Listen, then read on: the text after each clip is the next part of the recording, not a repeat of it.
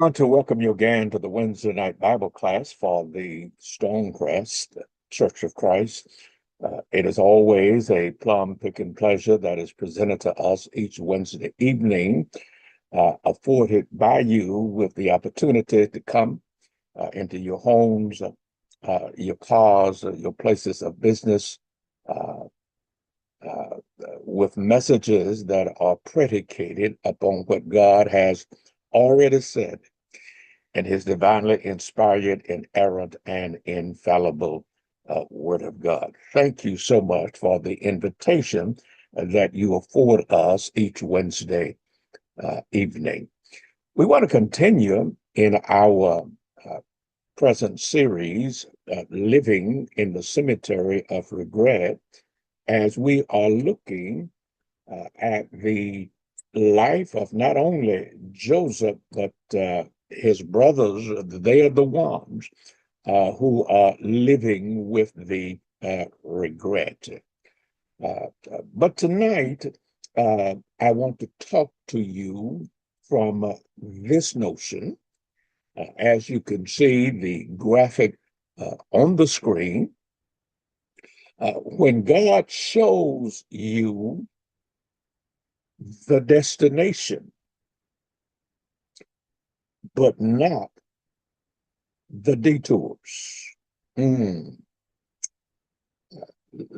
Listen to me carefully. Uh, when God shows you, watch this, the destination, but not the detours. What I'm trying to share with you, and I want to connect the dots for you here, that these brothers are going to be envious and jealous of Joseph because of not only what they did to him, but also what God showed him. Listen carefully. They're going to be envious and jealous of Joseph, not only uh, because of what they did to him, they will live with that regret. But the reason they are living with that regret is because they could not handle what God revealed through Joseph to them.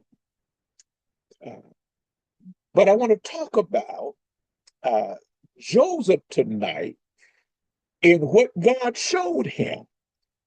And what I'm suggesting to you is that God showed him, and God shows us the same thing. He shows us the destination, but he never shows us, or he rarely shows us, if ever, the detours that you will have to take on your way to realize the dream that God has shown you. There are four things that I want to discuss with you in regard to that dream. I want to show, first of all, and I'm going to take one of these per week. I want to show you, as you see on the screen, that God gives clarity about the destination. Listen to what I just said. God is going to give Joseph clarity in the dream. He's going to show him two things about the destination. But listen to me carefully. While he is shown the destination, the dream is about the destination. The dream is not about the detours that he will take on the way to his destination. That's the first thing I want to show you, and we'll look at that one tonight. The second thing I want to show you is this. God uses detours to develop what the destination requires. Let me be clear. Uh, when God clarifies the destination, what God then does is he uses detours. In other words, when God gives you the dream, when God gives you the purpose, when God gives you the end point, when God gives you the destination, he does not give you the detours, but it's in the detours that develops what the destination requires. Remember, when I was in undergraduate school, 1970, 1975, 1976, East Texas Baptist University in Marshall, Texas. My wife and I matriculated. We did our undergraduate work at that college. I had an issue with my guidance counselors in college because I thought they were giving me the runaround. They knew what my major area of study was. It was religion and theology, uh, and and and they had me uh, taking courses in English, in speech, in communication, in administrative leadership. Uh, They even put me in sociology classes. Uh, and in addition to those classes, they gave me some classes to take called Old uh, Testament Survey, New Testament Survey. Okay, I think y'all missed that. My major area of study was Bible, religion, and that's the degree. Religion, the BA in religion. Um, uh, that's my degree field: religion, Bible, theology. And for the first 2 years, I didn't take theology. I had very little Bible. I had some general courses in religion, but instead they had me taking uh, English and speech and communication and administrative leadership and sociology classes. And I got an attitude. Now I took the courses, but I took the course with an attitude, and I'm thinking that why am I guiding as counselors steering me in this direction? And what's interesting is uh, I ended up in my major area of field not being religion. I ended up minoring in religion because I knew I was going to graduate school. Um, I ended up getting a minor in religion and a major in sociology. I didn't know what sociology was. I just took one of the classes and fell in love with it. And then all of a sudden, uh, uh, I began to connect the dots that if I was going to be, as I was aspiring to be in pastoral leadership, I needed to learn how to put a speech together. That speech is called sermons. Uh, I needed information about how to communicate. I, you know, since I was going to be a pastor, I needed to learn something about administration and organization and administrative leadership. And since I was going to be dealing with people and not computers, I needed to know how people function in social settings. Therefore, sociology. And then,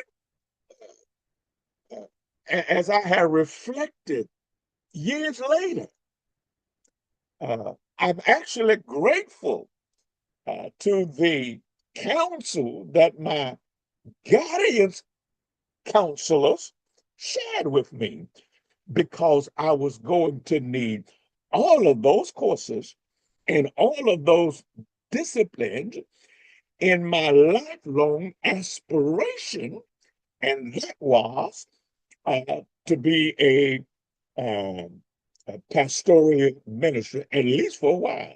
In fact, I had planned to do ministry until I got about the age of 50. That's why I kept on going to school, because I really wanted to be a college professor. I wanted to be a theology professor. I wanted to do ministry, but up until a certain point, I wanted to leave ministry and go into the academic field. And God has blessed me to do both of those, and I am most appreciative.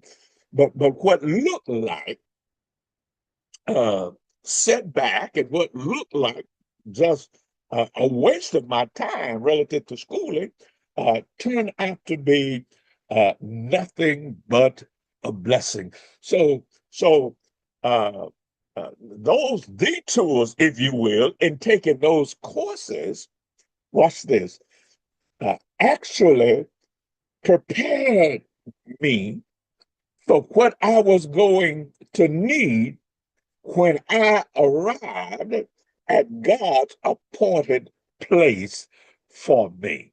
And so, what I'm saying to you, and I develop this more next week, God uses detours to develop, watch this, what the destination is going to require. And then in the third lesson, I'm going to show you that God's detours are actually his delivery routes. Hmm. What's this? Lean When God showed Joseph elevation, when he showed Joseph in the dream that both stars and uh, wheat out in the field were going to bow to him. Listen to me carefully. That's the palace. God will position him in a place where people are going to bow to him out of respect for the position that he holds.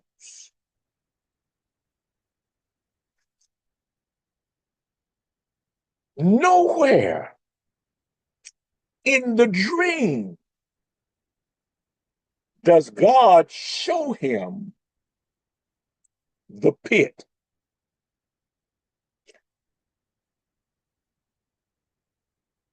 Potiphar's wife accusation, the prison, the false accusation. Watch this. That's not in the dream. Oh my goodness. I'm going to show you. If God showed you all of the hail and backbiting and gossip and setbacks and embarrassment and humiliation that will take place in your life before you get to the place of God's purpose and promise, you quit today. See, tell people all the time what you think you see in me and in other successful people. You think you see the glory, but you don't know the story. You can take uh, anybody's life who has achieved any level of success, and you ask them, how'd you get here? If I ask you tonight, you got your PhD degree, and we call you Dr. So and so. But what people don't understand are the hours you spent doing research in order to write a thesis, in order to write a dissertation. The professors you didn't like who marked your research down, who didn't accept your research, who questioned your research. But they fought on. Or you look at politicians who become presidents. Oh, we see all of the accolades given to and deservedly so to uh, Barack Obama, to Joseph Biden, to Donald Trump, to Bill Clinton, to George Bush. Those are the living presidents. All of the accolades that come their way. Uh, we, we glory in that, but what we don't know is the story behind the scene, and not just politics. Uh, uh, Look at your marriage. You've been married 25, 30, 40, 50, 60 years, and that's wonderful. But people see uh, 55, 60 years of marriage. What they don't see were the two of you on the verge of divorce and how you worked it out and worked your way through that difficult season in your life. God showed Joseph in the dream the destination. He did not show him the detours, the trouble, the trials, the tribulations that he would experience on the way to that elevation. And number four, the fourth week, I'm going to show you God's timing is always perfect, even when it feels painful. Oh my goodness. Well, that's where we're headed. Now let's go back to number one, where God clarifies. God gives clarity about the destination. God will show you, lean in, the mountaintop before he show you the valley. And he does that on purpose. You see, the dream is real. Even when to the road to realizing the dream makes no sense. I'm going to read the dream to you in a few slides. Uh, but sometimes you have to appreciate and understand that the coat must come off before the crown goes on. See, some of you have read enough about that story to know what I'm talking about. Jacob is going to give Joseph a coat. Those boys are going to strip Joseph of that coat. And then they're going to lie to their father, Jacob, about that coat. What I'm suggesting to you is sometimes the coat has to come off uh, before the crown goes on. But betrayal from your brothers don't cancel the plan of your father. Let me hit pause, hit rewind, push play again. The betrayal of your brothers don't cancel the plan of your father. The graphic suggests that God gives clarity about the destination. Uh, Habakkuk chapter 2, verses 2 and 3. God's going to give Habakkuk a vision. And he says, I'm going to make it plain. And when you tell folk, I want you to make it plain. But then God tells Habakkuk, it's going to take some time for the vision that I gave you to come to pass. Okay, let me try it again. Habakkuk 2, verses 2 and 3. God tells Habakkuk, make the vision plain, make it clear. But uh,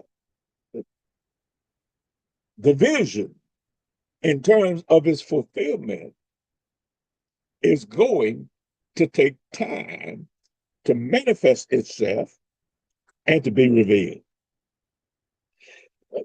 The dream that God has given to you, the purpose for your life that God has given to you.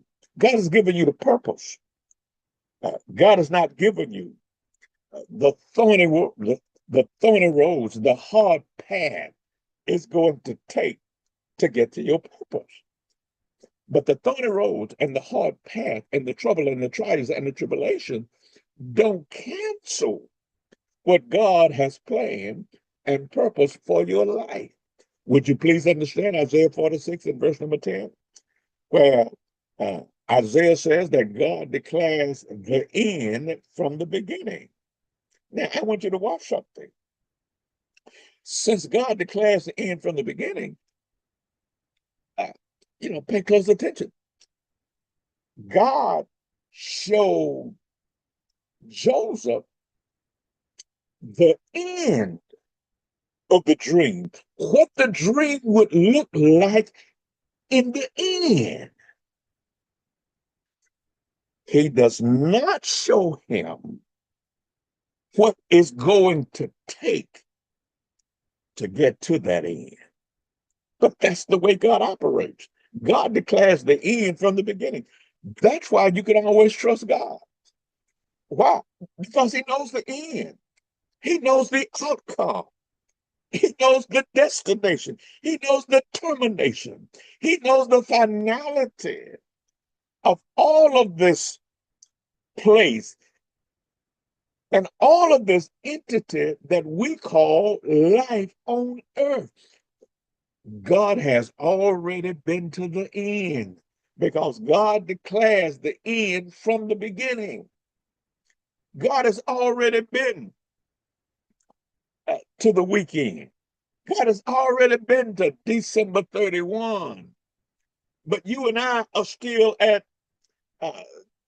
July 17th when I'm recording this. But you won't hear it until July 22nd. But it's already done. It's already been recorded. On Wednesday night when I get home, my wife watches this Bible study. Uh, sometimes 3 times during the course of the night. Um, and she often, says to me, honey, come on, watch this with me. And I said, I've already said it. Know what I'm going to say. I even know how I'm going to say.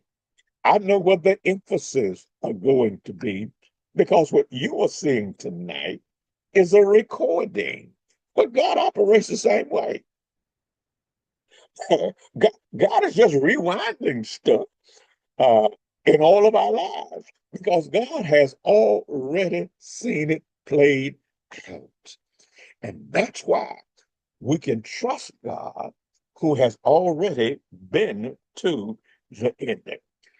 Psalms 37, verse 23. We sing about this verse. We quote the verse. We memorize the verse. That simply says that uh, the steps of a good man are ordered by the Lord. Now, that's Psalms 37, verse 23. Uh, Emphasis, God orders the steps of the righteous, and he does. But let's just unpack the passage. Let's just unpack that text. It says the steps of a good man are ordered by the Lord. That's verse 23.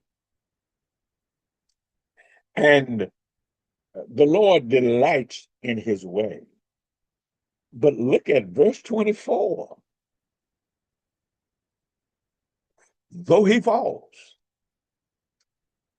or when he falls, he should not be cast headlong, for the Lord upholds his hand.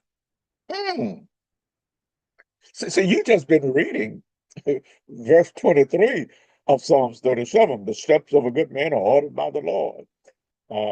Miss Adams popularized a song, Order My Steps in the Lord. That's all good and wonderful. But look at verse 24. Verse 24 says, watch this. Even though God orders your steps, sometimes your steps lead you to a fall. Well, wait a minute. If God has ordered my steps, what am I doing falling? Well, the same thing. God has purpose for your life that you will be elevated. That folk going to bow to your position. Stars are going to bow. Uh, uh, wheat uh, is going to bow. But before the bowing, there's going to be some breaking in a pit. Watch this. Since God orders your steps, sometimes your steps will lead you into a fall. But God won't let your fall be headlong. In other words, your fall is not going to uh, uh, be to the point that it will be final. Oh, you fall, but that fall won't end in finality because the text says that the Lord will uphold your hand.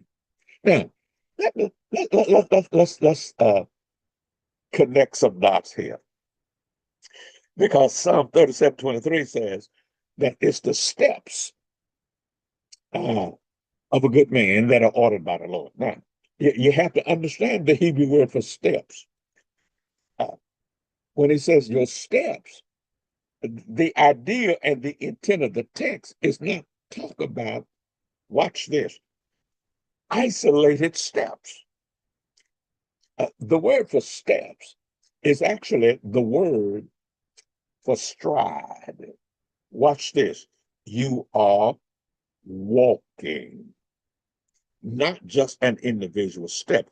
A walk, a stride is one step after another step.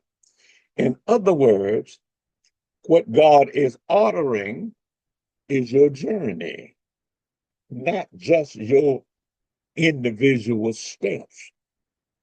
And then he says that the steps of a good man are ordered by the Lord, or established by the Lord. It's an interesting Hebrew term there, because the term for ordered or established means it's an architectural term. It comes out of architecture, meaning you are constructing a building, and in order to construct the building, you have to build and establish a foundation.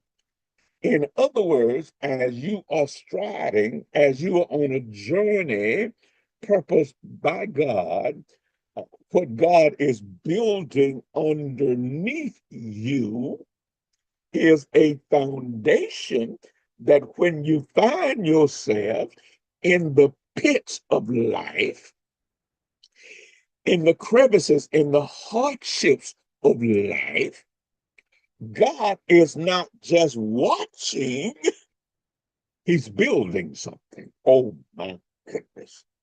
Oh, this is going to get insightful and good in the days to come, because even though God has shown Joseph his elevation, he's shown him in the dream, folk are going to bow. But before there's going to be a bow, there's going to be a stripping. Before they put a crown on your head, you're going to have to bear a cross. You're going to have to go down into the pit. But going down into the pit is part of the path to your purpose and to the palace. God knows the destination, and he knows the path as to how you and I are going to get there. You see, you don't need every step explained. You need every step of hell. You need God to uphold you, not only in the palace, but in the pit and in prison, and false accusation and gossip and backbiting and hatred against you. Is those times that you need God to uphold your integrity. That when people lie on you, like Potiphar's wife is going to lie on Joseph, you need for your integrity to remain intact. You see, friends, God gives you the destination to build your faith, not to explain his strategy. Well, let's look at the dream itself. The dream is recorded for us at Genesis 37, 5 through 11. Listen to the dream. Genesis 37, 5. Now Joseph had a dream, and when he told it to his brothers, they hated him even more. He said to them, "Hear this dream that I have dreamed. Behold, we were binding sheaves in the field." A sheaf is just a bundle of wheat that's been tied together. And when you tie it together, it is now called a sheaf. It could be wheat, it could be corn, it could be anything that you're going out there in the pasture. He says, he says, fellas, I dreamed that all of us were binding sheaves in the field. And behold, my sheaf, watch this, arose, stood upright. And behold, your sheaves gathered around it and bowed down to my sheaf. Then he dreamed another dream and told it to his brothers and said, behold, the sun, the moon, and 11 stars were bowing down to me. He even tells this one to his own father. Uh, and the text says at verses 10, but when he told it to his father, and to his brothers, his fathers rebuked him.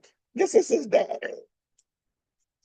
His father rebuked him and said to him, what is this dream that you have dreamed? Shall I and your mother and your brothers indeed come to bow ourselves to the ground before you? In the dream, it was the son, that daddy, the moon, and mama, and 11 brothers. That's what the dream said.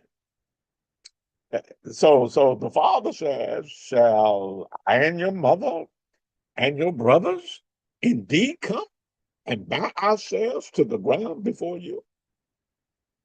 And the text says, and his brothers were jealous of him, but his father kept the saying in his heart and in his mind. All right, let me unpack some of this for you in the moments that I have left. God gives Joseph, I just read the dream to you. God gives Joseph the dream first. The details come later. See, in the dream, there were two things. Number one, uh, your sheaf is bowing to my sheaf. My sheaf has been elevated. In the second one, mother and father and you 11 fellows bowing down to the ground before me. See the dream first. I want you to watch this. Follow me, friends.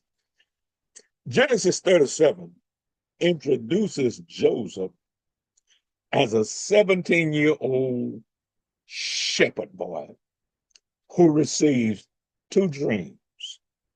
She's bowing and stars bowing. It is through these images God reveals Joseph's future destination, his exaltation, his authority, and his honor. That's when Joseph is 17. Watch the graphic on the screen. There is a delay between the vision at 17 and the fulfillment when Joseph is 30 years old. There's a 13-year gap between the vision and the fulfillment. God gives Joseph the vision at 17 and fulfills it when Joseph is 30. Between those moments lie 13 years.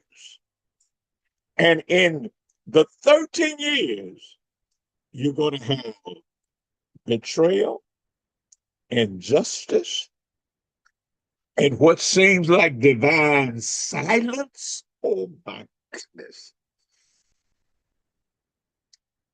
And yet, from Genesis 37 to Genesis 40, when it tells us that after spending 2 years in prison,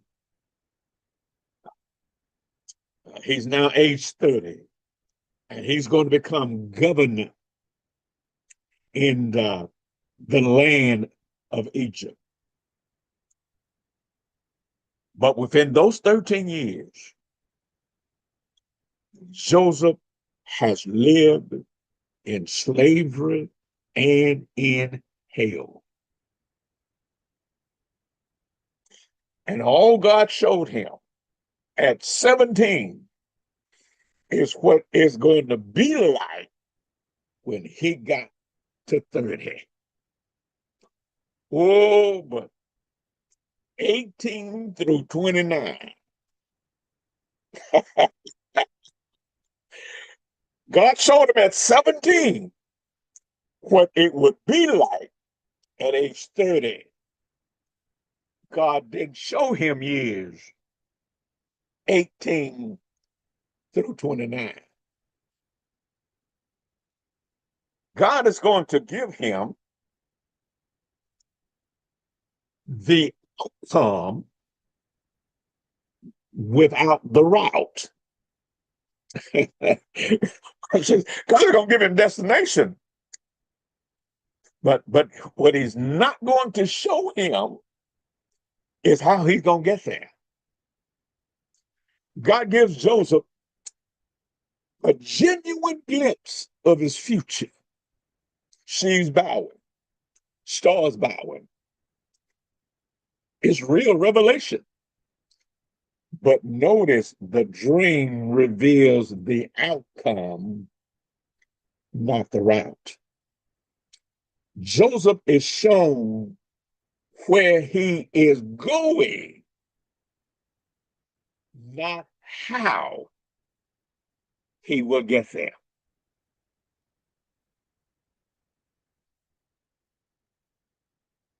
He's not given the fine print of the dream. Oh my goodness. I know I'm just about out of time here, but you need to hear this. He's not given the fine print of the dream. Watch this. He's given the dream at 17. He's given the outcome of the dream, the fulfillment of the dream at age 30.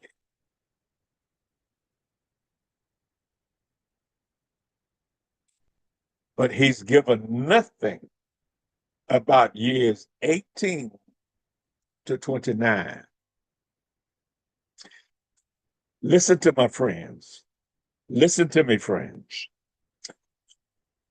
And leave it on the screen so people can see it, can meditate on it. Every God-given dream carries an unspoken clause. Every God-given dream carries an unstated clause. Dr. Barclay, what's the unstated clause? Here it is, and I quote. And here is everything you did not expect along the way.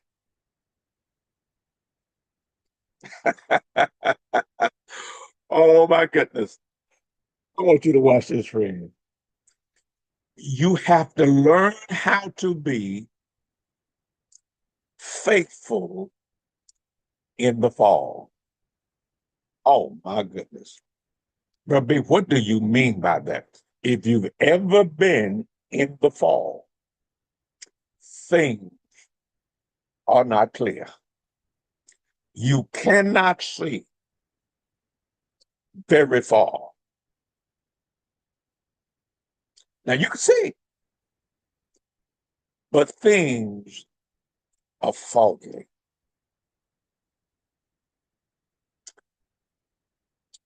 This Bible study asks one question.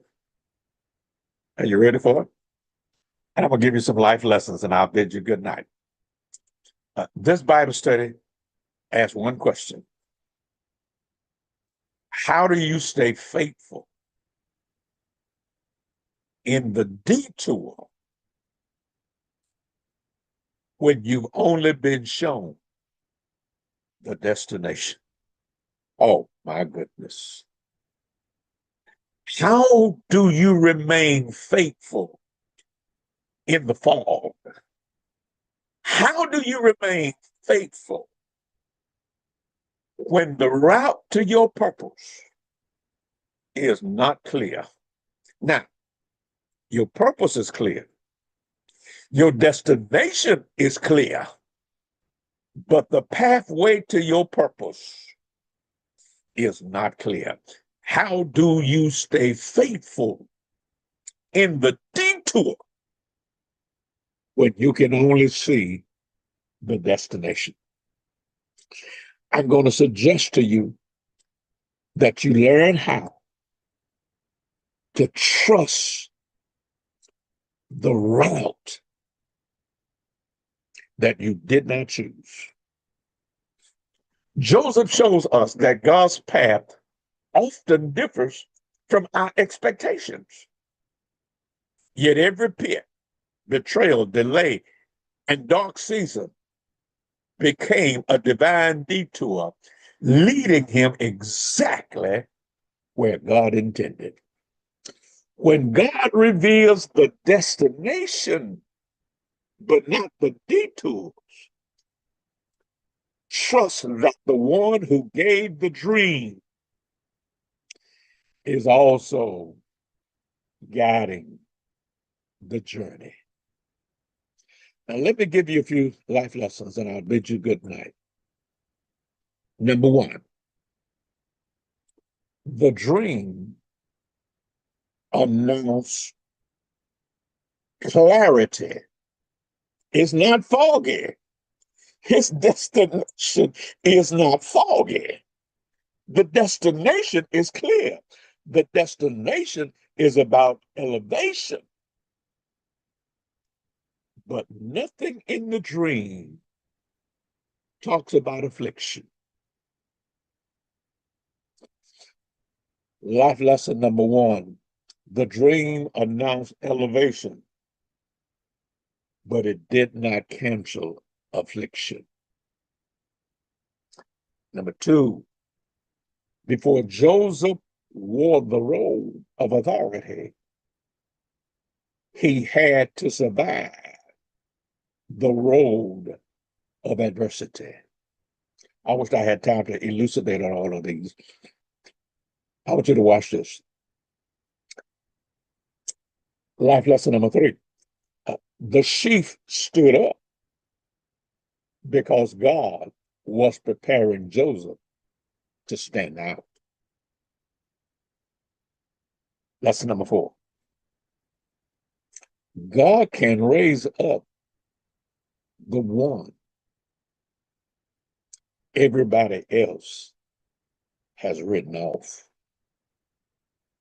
Number five.